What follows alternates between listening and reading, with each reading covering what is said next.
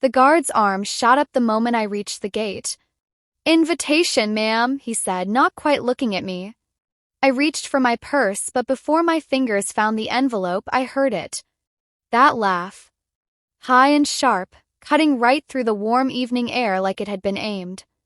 "Oh, don't bother." Victoria's voice carried clearly over the crowd near the entrance. She was standing with a cluster of guests, holding a champagne flute and wearing the kind of smile she saved for moments exactly like this. She tilted her head toward me and made sure everyone heard. "Ignore her. She's just my half-sister. She wasn't even invited." Laughter rippled through the group around her. Faces turned my way. Some amused. Some just uncomfortable the way people get when they see something cruel and don't know what to do with it. I had learned long ago not to flinch in front of people who wanted to watch me break. The military finished what my childhood started. Taught me to hold my face perfectly still even when my chest was on fire. I was about to turn and walk away. Then I heard the engine. A black military SUV rolled slowly up the long driveway behind me. Heavy and deliberate. The kind of vehicle that doesn't rush because it doesn't need to. The guard's arm dropped instantly. His spine went straight. His hand reached for his radio. Before we continue with our story, please like and subscribe to my channel for more stories like this. Victoria didn't stop. She kept talking to the guests around her, laughing and waving her hand like the SUV meant nothing. "Probably some official here for the Whitfield family," she said brightly. Nothing to do with her. But the guard had gone completely quiet. He wasn't watching me anymore. He was watching the SUV with the kind of focus that meant he recognized something the rest of us hadn't figured out yet. He pressed the radio to his lips and spoke low. I couldn't hear every word, but I heard enough. The name he used was not one you came across every day. Around us, something shifted without anyone announcing it. The guests near the gate stood a little taller without seeming to realize they were doing it. Even the waitstaff slowed their steps. It was the kind of quiet that spreads through a crowd on its own, like a warning no one has spoken aloud yet. The driver's door opened first. A uniformed officer stepped out and moved to the rear passenger door, holding it open with both hands, eyes straight ahead. The guard turned toward me then. Not toward Victoria. Not toward the crowd behind her. He looked directly at me, and his voice was low and careful. "Ma'am," he said. "He asked if you were already here." Victoria stopped laughing. The rear door swung fully open. A 4-star general stepped out of the vehicle. He was tall, straight-backed, and dressed in full uniform. Every medal and ribbon on his chest had been earned the hard way. I knew that because I had watched him receive some of them. His face was weathered and still, the kind of face that didn't waste expressions on things that didn't matter. He scanned the crowd once. Then his eyes found me and stayed there. He walked past the guard, past the gathered guests, past Victoria in her silk dress with her champagne flute tilting slightly in her loosening grip. He walked with the easy confidence of a man who never questioned whether a room belonged to him. He stopped beside me. Crowd was completely silent now. Not politely quiet. Actually silent. The kind that presses down on your shoulders. General Harlow looked at me for a moment, and something in his expression relaxed just slightly. Then he spoke in the calm, measured voice I had heard 100 times in briefing rooms and on dusty airfields halfway around the world. "Miss Carter," he said, "I was worried you'd be late." Every person near that gate heard it. The whole crowd froze. Victoria recovered faster than most people would have. She let out a short laugh and stepped forward, positioning herself between the general and the guests like she was trying to redirect traffic. "I'm sure there's been some mix-up," she said, her voice still bright and carrying that practiced ease she used at every social event. "General, this is my engagement party. This woman is my half-sister. She works cleaning offices downtown." She paused for effect, then added, "She's nobody." I didn't move. I had learned that you don't explain yourself to people who have already decided what you are. You just wait. You let them keep talking. 'Cause when people are very wrong about something and they are very confident about being wrong, they always go further than they should. And going further is what destroys them. General Harlow didn't smile. He didn't raise his voice. He simply turned from Victoria and looked at her with the same unhurried attention he gave every situation he needed to assess. He studied her face for 3 full seconds. Then he turned back to me. "Miss Carter," he said, his voice perfectly even. "Is this woman bothering you?" Victoria's hand tightened around her champagne flute. Standing there at that gate, under those lights, with 100 eyes on me, I felt something sharp and familiar rise up in my chest. Not anger. Something older than that. I grew up in a house where everything had a rank. Victoria was at the top. She always had been. She went to Westbrook Academy on a full family fund while I shared a room with mismatched furniture and second-hand books. When she won the regional debate championship at 16, my father framed the certificate and hung it above the fireplace. When I fixed the broken water heater myself at 14 because we couldn't afford a plumber that week, my mother said I was handy, the way you say it about someone you don't expect much from. Victoria got praise. I got patience.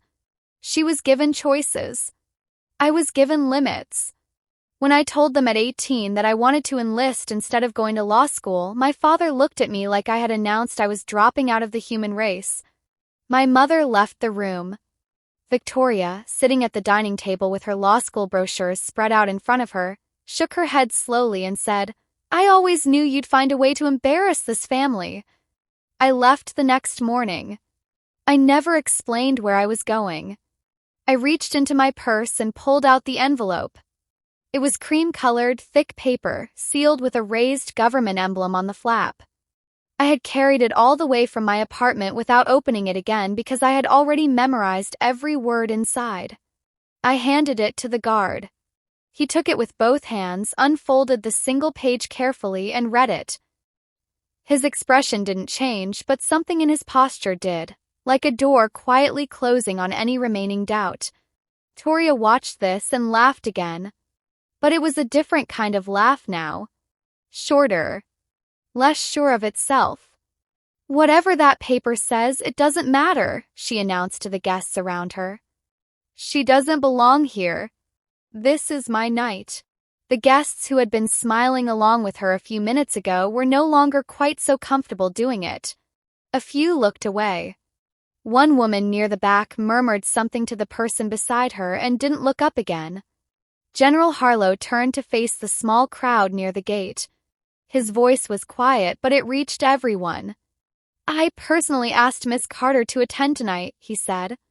"I extended the invitation myself." The guard handed my envelope back and stepped aside. My parents appeared from somewhere near the main entrance. My mother was walking fast in her heels, the kind of walk that meant she had already decided how this was going to go. My father was right beside her, jaw tight, eyes sweeping the crowd the way he always did when he felt his family's image slipping out of his hands. He reached me first. "Amara." His voice was low and hard. "You were not invited to this event. You are embarrassing Victoria on the most important night of her life. I am asking you right now to leave." He hadn't looked at the general yet. He was fully focused on me the way he always was when I was the problem he needed to remove. My mother touched his arm. "Conrad, please." But General Harlow spoke before either of them could continue. He didn't raise his voice. He didn't interrupt with anger. He simply asked a question, standing straight, his medals catching the light from the estate lanterns above us. "Before she leaves," he said, looking at my father with the patient steadiness of a man who had waited out much harder situations than this, "I'd like to ask you something." My father blinked. "Do you know what your daughter actually does for this country?" The silence that followed was the uncomfortable kind. My father opened his mouth, then closed it. He looked at the general properly for the first time, and I watched the moment he registered exactly who he was standing in front of. Victoria stepped in quickly. Don't listen to whatever she's told you, she said, her voice carrying the bright, authoritative tone she used when she wanted to sound like the most reasonable person in the room. Amara washed out of military training years ago. She could never handle the pressure. She's been cleaning offices in the city ever since. It's honest work, of course, but it's not. She gestured vaguely at the scene around her, as if the estate, the guests, the lit garden, and the string quartet somewhere in the background all spoke for themselves.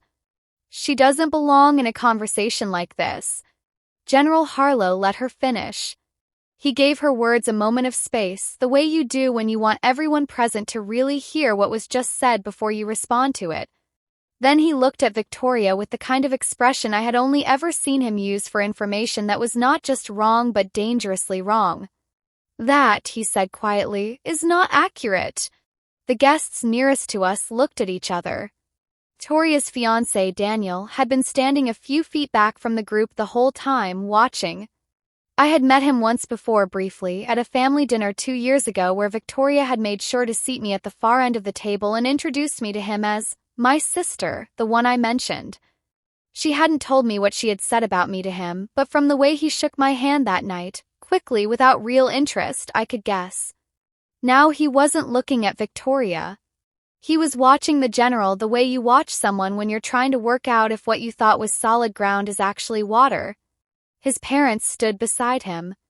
Mr. and Mrs. Whitfield were both well-dressed and carefully composed, but they were whispering to each other behind their champagne glasses. Mrs. Whitfield's eyes moved from the general to me and back again. Her smile had gone completely away. General Harlow turned slightly toward Victoria and Daniel. His voice stayed calm. Patient, almost. You genuinely believe she failed her training, he said. It wasn't quite a question. Daniel said nothing. Victoria lifted her chin. I know what she told us. And what, the general asked, did she actually tell you?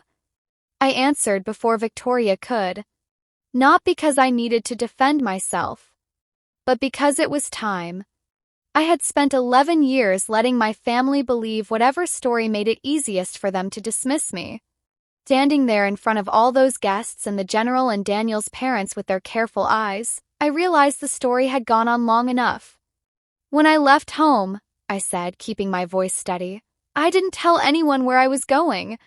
I enlisted 3 weeks after my 18th birthday. Victoria let out a small, tight laugh. And washed out 6 months later. I completed basic training, I said. Then advanced training. Then a specialized program that I was recruited into during my 2nd year of service. Victoria shook her head at the guests around her. She probably peeled potatoes on base and is exaggerating it to save face right now. General Harlow looked at her with an expression that had moved past cool into something colder. Miss Carter, he said, was recruited into a classified special operations unit in her 3rd year of service. He paused. She did not peel potatoes. He said the last sentence without any particular emotion, which somehow made it land harder than if he had been angry. Crowd had gone fully quiet now. Not the polite kind of quiet where people are pretending to look at something else. The real kind. Where every single person is listening and no one wants to be the one who breaks it. I could see my mother holding perfectly still near my father's shoulder. Her champagne glass was at her side. She wasn't drinking from it. Victoria looked at the guests and let out a short, forced laugh. This is a misunderstanding, she said. I don't know what's happening right now, but whatever Amara has told this man. She told me very little about her personal life, General Harlow said. He turned to face the gathered guests directly. His posture was relaxed, but his voice was clear and steady.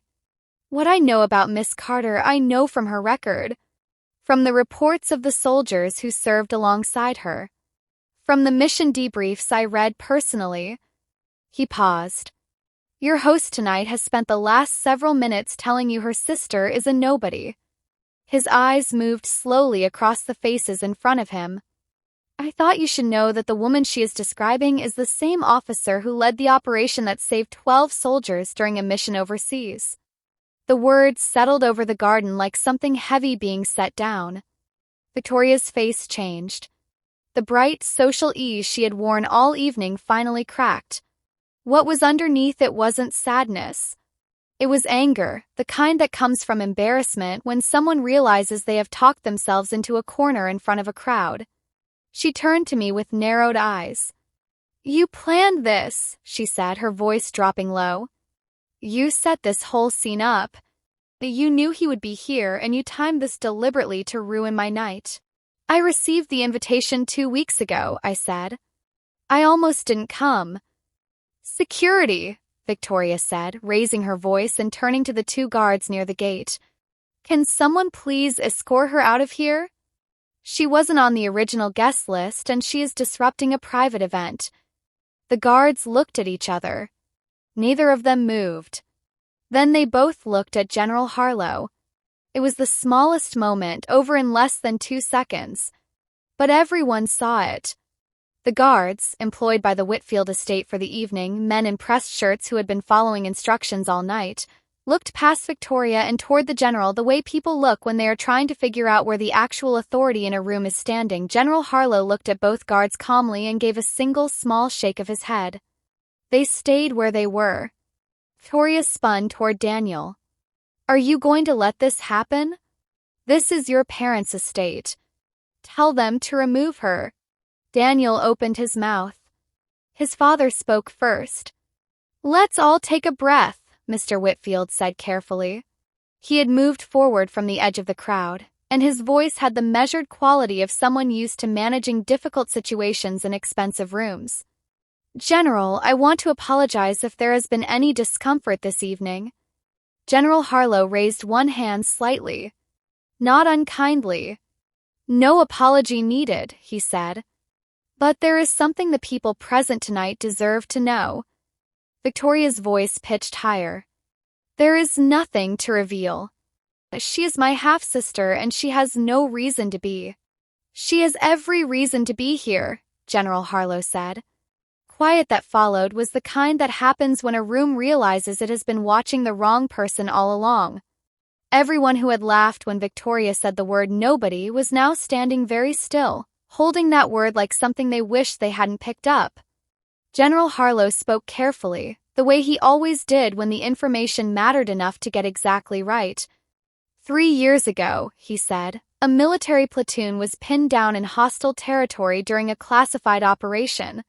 Communications had failed. Extraction was cut off. They had 12 men trapped under direct fire with no clear route out. My father had not moved. He was standing at the edge of the group, and his face had taken on an expression I had never seen on him before. It wasn't anger anymore. It was something quieter and more uncomfortable than that. "A unit was dispatched to extract them," General Harlow continued. "The team leader made the call to go in through a sector that command had marked as too exposed. It was a calculated risk. It required exact coordination under active fire. Every soldier in that platoon came out alive." He looked at me. "Miss Carter led that team." My mother made a small sound. Not a word. Just a sound like air leaving a room through a crack. Victoria was absolutely still. "That's," she started, then stopped. Her voice was barely above a whisper when she finally found it.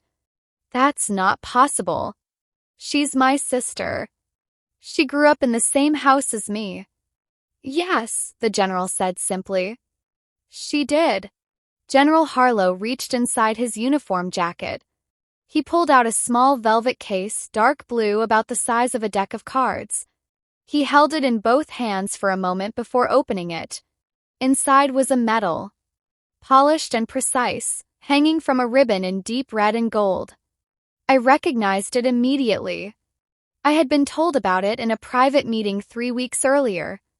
I was told it would be presented at a formal ceremony the following week, in a room with no cameras, with only my unit and a small group of officers present. That was how I had wanted it. Quietly, with the people who had actually been there. I hadn't expected this. "I came tonight for one reason," General Harlow said, holding the case open so the guests nearby could see. I wanted to thank this officer personally. In 11 years of service, very few people I have worked alongside have shown the kind of courage and calm under pressure that Miss Carter has shown, repeatedly and without recognition. He looked at me. I know you prefer privacy. And I apologize for the setting. But under the circumstances, he glanced briefly at Victoria. I thought it was appropriate. The garden was absolutely silent. Daniel was staring. Not at the medal. Not at the general. He was staring at Victoria.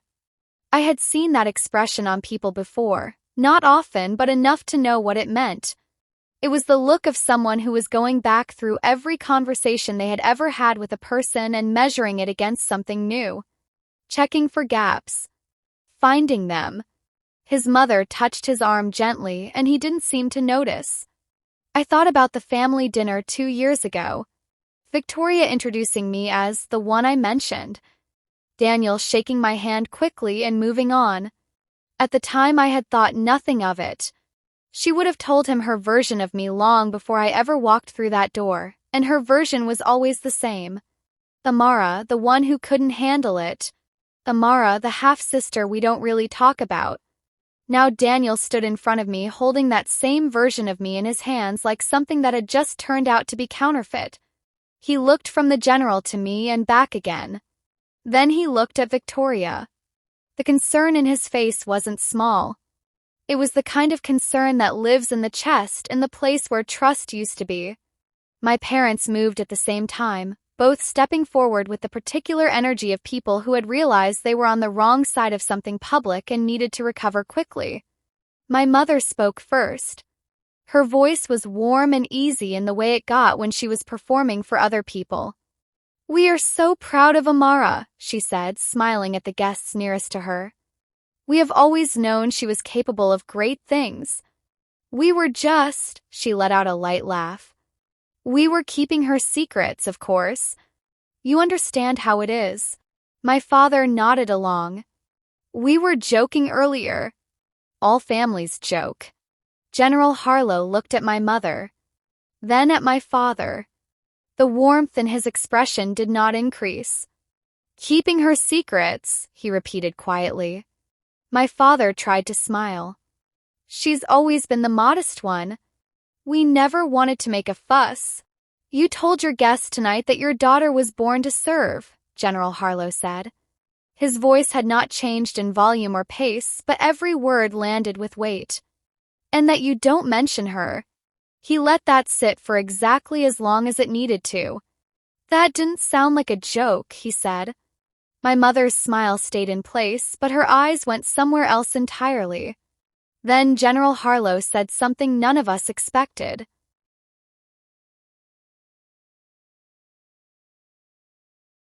I should explain something, he said, looking at the guests as a group. I was invited to this engagement celebration by the Whitfield family. I accepted because Mr. Whitfield and I have a connection that goes back many years. He paused. But my decision to come tonight had very little to do with the engagement itself. The string quartet somewhere in the garden had stopped playing. I didn't know when it happened, but the silence from that direction was complete. I understood it now. Aim, he said, because when I was told the event was being hosted at this estate, and when I received confirmation that Miss Carter had also been invited, I saw an opportunity to do something I had been meaning to do for 3 years. He turned to me briefly. Thank you for coming. I know you almost didn't. I had told him that in a message the previous Thursday. I had almost sent my apologies and stayed home instead. Something had made me change my mind at the last minute, though I couldn't have explained it clearly even to myself. Standing at that gate with the whole evening rearranged around me, I thought Mr. Whitfield stepped forward from the edge of the crowd. He was a tall man with silver at his temples and the kind of posture you get from a lifetime of being taken seriously. He had been quiet through most of the evening, watching from the perimeter while his wife whispered beside him and Daniel tried to make sense of what was unfolding in front of him. Now he moved to the center and spoke clearly. General Harlow is correct, he said. When we offered our estate for this celebration, part of our intention was to host the general in a setting that reflected how seriously we take his work and the service of the people who serve under him. He looked at Victoria. His voice was not unkind, but it was honest. We wanted this evening to make the right impression. We wanted the general to see our family as people who understand and respect sacrifice. He stopped for a moment. We did not anticipate that the officer he came here to honor would be turned away at the gate. The guests were very quiet. Victoria's face was completely still, but her jaw had tightened in the way it did when she was working out that a situation had already escaped her and she was only now catching up to that fact. I understood it then. All of it, at once, like a drawing coming slowly into focus. Victoria had worked for months on this engagement party. She had chosen the Whitfield estate specifically because the Whitfield name carried a certain weight in the city. She had coordinated with Daniel's parents to make sure the guest list was exactly right. The right lawyers, the right people who could be useful to Daniel's growing ambitions in the years ahead. And when Mr. Whitfield told her that General Harlow would be attending, she had treated it as the crowning detail. The general would come, he would be impressed by the event, and Daniel's path forward would have a powerful new endorsement behind it. She had spent the entire evening preparing to impress the one man in the room who came solely to honor me. The irony of it was so complete and so perfectly shaped that I almost felt sorry for her. Almost. But then I remembered the gate. The laughter that carried. The words that were chosen to travel as far as they could. She wasn't invited. She's nobody. Born to serve. Those words were not accidental. She had said them in front of a crowd on purpose. The guests were whispering now, and the sound of it was not kind. Victoria moved toward me. The change in her body language happened fast, too fast to be natural. One moment she was standing frozen at the center of her unraveling evening, and the next she was walking toward me with open arms and a wide smile that had been put together from whatever pieces she had left. "Amara," she said warmly, as if the last hour had not happened at all. "I am so proud of you. I hope you know that. We all are." She reached for my shoulders. I stepped back. Not quickly. Not dramatically. I simply moved one step to the side and her hands found nothing. The guests who were close enough to see it went very quiet. Victoria kept her smile in place, but her eyes were doing something different from her mouth. They were sharp and calculating and a little desperate. She looked around at the people watching her and I could see her trying to read the room, trying to find the angle that would put her back in control of the story. General Harlow watched her from where he stood. He didn't say anything. He didn't need to. The expression on his face, not angry, not amused, just fully and carefully present, made the performance Victoria was giving feel exactly as hollow as it was.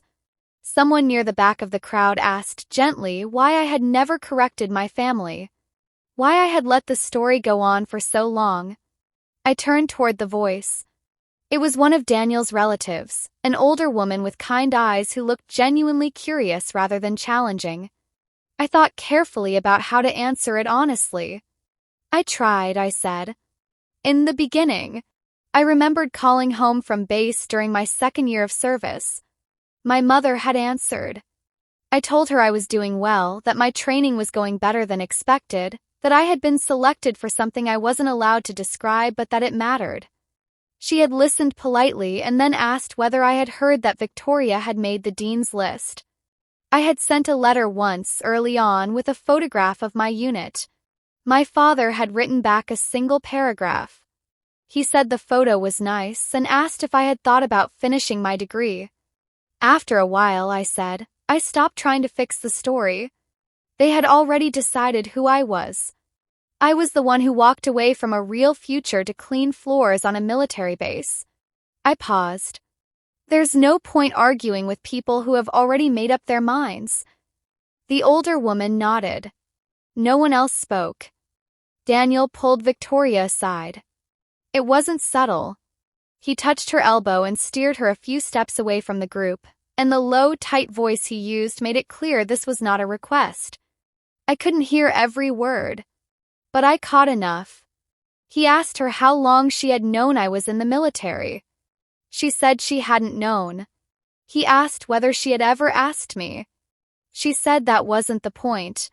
He said it was exactly the point. His parents came to me then. Mrs. Whitfield reached for my hand and held it briefly. Her voice was quiet and direct. I want to apologize for what happened at the gate tonight. This is our property and you should have been welcomed from the moment you arrived. Mr. Whitfield nodded beside her. We are honored you came. I thanked them both. I meant it. Across the garden, Victoria's social circle was rearranging itself in the small, visible ways that crowds always rearrange when the person at the center is no longer the one holding attention. People were shifting slightly. Conversations were forming without her. Two women who had been laughing at her side when she turned me away at the gate were now standing apart from her, speaking in low voices behind their glasses. General Harlow called for a moment of quiet. The guests settled. Even the staff near the edges of the garden went still. He held the velvet case open and turned to face me directly. He spoke briefly, without the heavy ceremony that official presentations usually carry. He told the guests the mission's outline, the platoon, the terrain, the failed extraction route, the decision I had made to go through the exposed sector, the long hours it took from insertion to recovery. He was precise and straightforward. He said no more than was necessary. Then he lifted the medal from the case. I stood straight. There was nothing else to do in that moment. You don't perform humility when the truth is being spoken plainly in front of people who have spent years hearing a different version of it. The applause started from Mr. Whitfield. Then Mrs. Whitfield joined it. Then the guests behind them. It moved through the crowd the way real applause does, not because anyone was told to, but because the moment demanded it. I looked straight ahead. Victoria was standing at the edge of the light from the estate lanterns, completely still and not clapping. She was watching the spotlight she had spent months preparing for settle fully over her sister instead, and hold there, steady and quiet, refusing to move. Party didn't end cleanly. Parties never do when the truth has rearranged them. People drifted into smaller groups. Some came to speak to me, Daniel's colleagues, the Whitfield's friends, a few of Victoria's guests who shook my hand with the careful sincerity of people wanting me to know they hadn't laughed at the gate. I thanked them all. I held no ledger. My parents found me near the garden wall as the crowd thinned. My father's voice was different from anything I had heard in it before. Quieter. Less certain of its own ground. Amara, he said.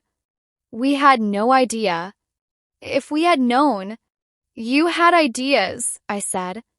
You just preferred yours. My mother reached for my hand. I let her take it for a moment. I forgive you, I said. Both of you. But I can't come back to the table the same way. Neither of them answered. General Harlow appeared beside me. My car is ready when you are. I picked up my purse. I said goodbye to the Whitfields. I walked down the long lit path toward the gate. Behind me I heard Victoria's voice, but I didn't catch the words. I stepped into the SUV. The door closed. Through the window I watched the iron gates of the estate swing shut behind us, and for the first time in as long as I could remember I felt completely free.